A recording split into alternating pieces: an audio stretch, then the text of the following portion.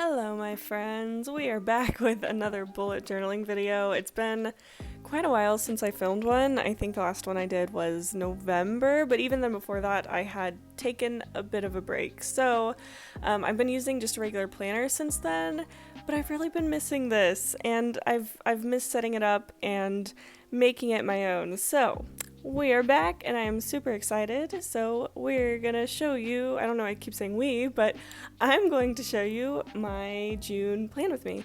So right now I'm starting on the cover page, and I didn't exactly know what I wanted to do to get back into this, but I've always been a really big fan of really minimal spreads. I don't really use a lot of color or draw a lot.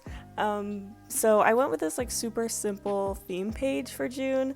I drew this little bird and he is so cute, and I know his feet are so gigantic, but I have never claimed to be an artist, so I love him. He's beautiful. I don't really have a consistent theme for this month, but then again, I feel like I don't normally have a very consistent theme because, like I said, I don't really draw a lot of pictures on it. I really like minimal things, so I did draw it just for this cover page because I just wanted to add a little bit of something, and I think it still fits with the minimal theme, aesthetic, whatever you want to call it. So I like that. It's a little fanciness, but still being pretty simple. So, since this is me coming back to bullet journaling after quite a bit of time, I really wanted to try some new things, redo a lot of everything, because in the past, if you've watched any of my other bullet journaling videos, because I've been bullet journaling for a few years now, but I always kind of did the same thing, and I tried to find ways to spice it up.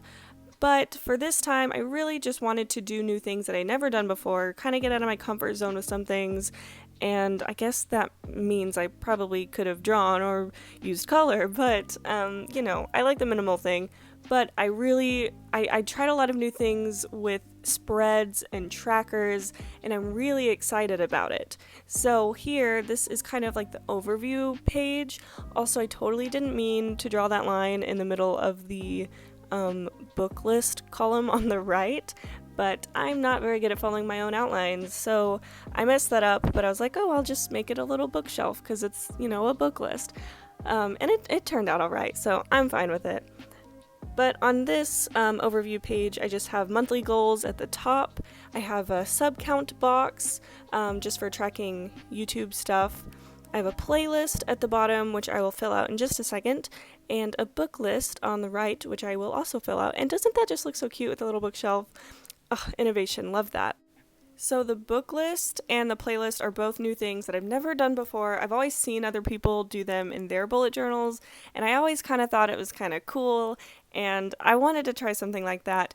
I do like it and I do want to keep it, but I do think I'm going to switch the book list and the playlist boxes because I only have 2 books, whereas on the playlist there's a lot more songs and I didn't even get to fit them all on there. Also on the book list, so that's basically the books I want to be reading for the month of June, and in case anyone's curious and can't see it, I'm going to be reading Ready Player One by Ernest Cline.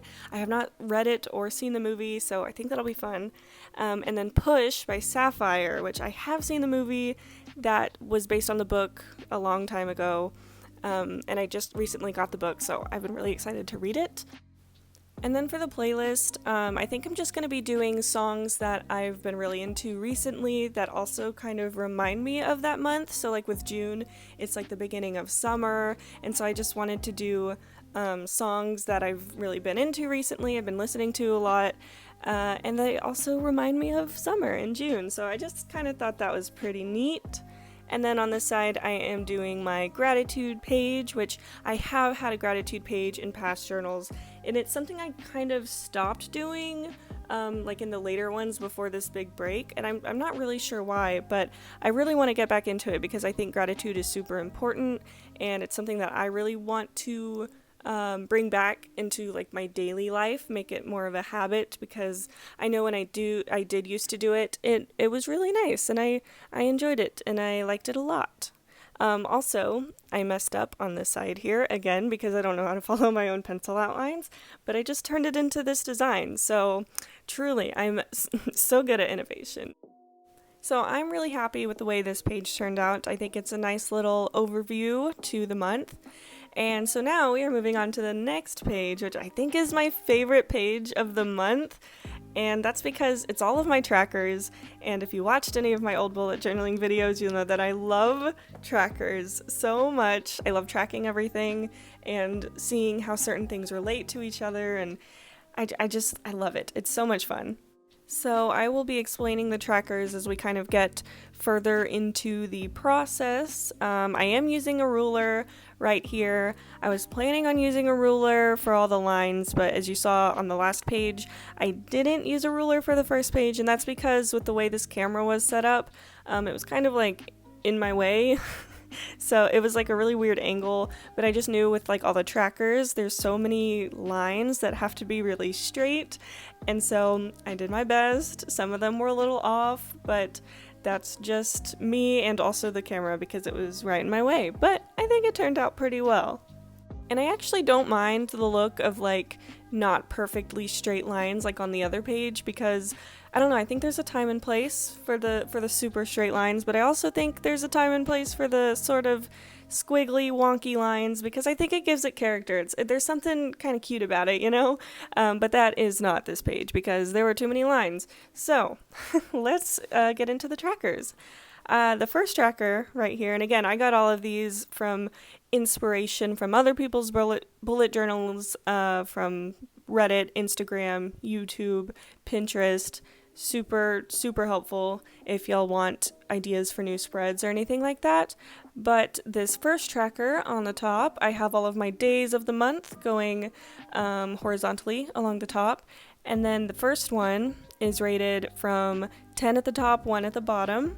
And I'm going to be tracking my mood, my sleep, and my stress. And they have different lines to track it. And I'm basically going to see, this is what I was talking about with like things sort of like correlating to each other. How my mood is whenever, you know, depending on how much sleep I get. Same with stress. I think it'd be really cool to see that and especially see it all in one graph. The next tracker down is what you would think of as the typical habit tracker.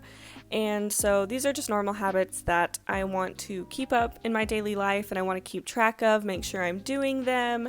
And a lot of these I've used from old habit trackers because I think I like to stick to the same sort of habits. I have added a few more, but that one's basically the same.